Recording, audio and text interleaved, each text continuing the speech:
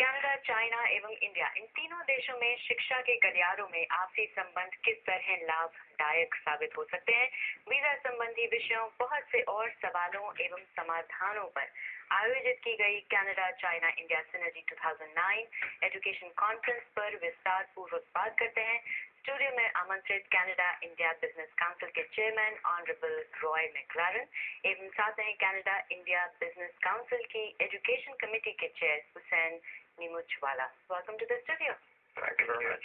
Hussain, my first question to you, in fact, I would say, first of all, congratulations to both of you. You both have been involved with this education conference since its inception 2007.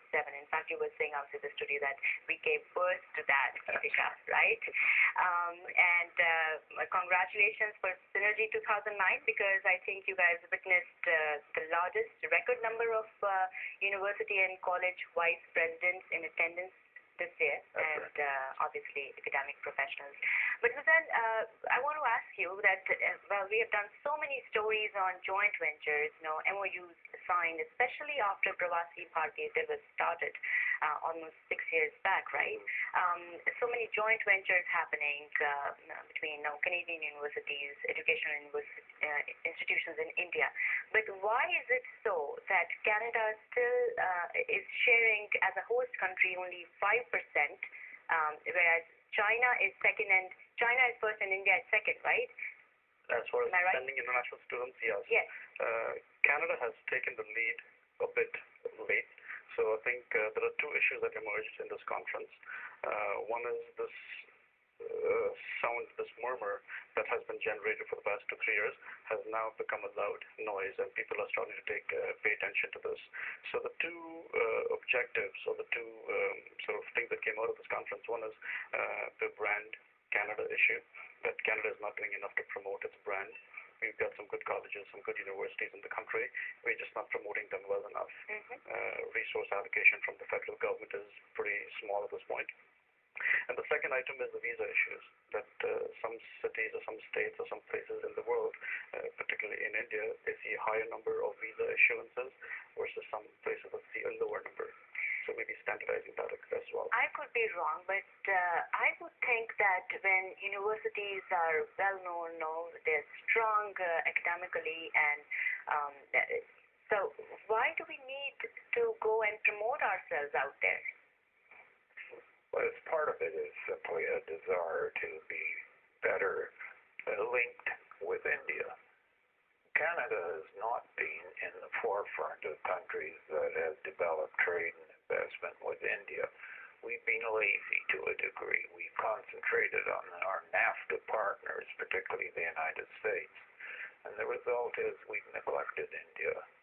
And the opportunities for Canadian universities to welcome Indian students and for Indian students to come and benefit from the high quality of Canadian universities has been neglected. We want to fix that.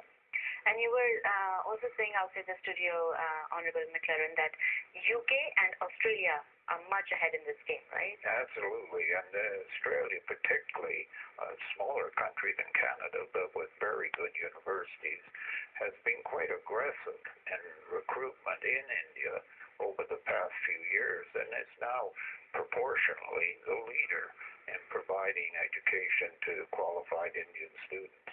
Actually, I don't want to say that we don't have enough number or that enthusiastic players who go out from Canada and talk about Canada in India. You think so? I don't think we do. I agree with you. We don't have enough enthusiastic advocates or champions, people who would come to go to India and advocate education in Canada. That's what we at the Canada-India Business Council and Hussein have been doing over the past couple of years with increasing success. As you said, this year's conference has been record-setting. So how are things going to improve in 2010? Well, the first thing is we are leading, from the CIBC's perspective, we're leading a mission led by Roy McLaren to India in February 2010. And this is not just another mission. This is actually to make something more meaningful happen. We're going to be visiting colleges and universities and talking to all the like-minded individuals over there in terms of setting up partnerships, joint campuses, offshore campuses, the so-called sandwich arrangements. We're arranging meetings with chief ministers who've indicated interest in meeting with the delegation. Many of your viewers want to contact EduCanada on the website. It's educanada.gc.ca. In fact, that's my next question to Hussain. And actually, I've already answered it. if you would, with your permission, can I ask it in Hindi? Hussain, जो viewers इस समय सुन रहे हैं इस conversation को और जो चाहते हैं कि हमारे बच्चे जाके इंडिया में या चाइना में, because this is a trilateral initiative that you guys did this year, तो कैसे फायदा उठा सकते हैं Synergy 2009 का और CIPC के इस initiative का? इसमें फायदा ये है कि if you've got a relative or a family member or a cousin जिसको यहाँ पे आना है पढ़ने के लिए, information हासिल कर सकते हैं. Information is easily available. Information is free. You don't have to pay for information, as Roy mentioned. There are websites now that provide information and it's free. You don't have to go to a third party. We've brought this discussion to a point where people are talking about it. It's not on back burner anymore. It's on the front burner. तो visa के issues हो या कोई और education से related issue हो तो आपको contact कर सकते हैं iceunlimited.com. There was one more website.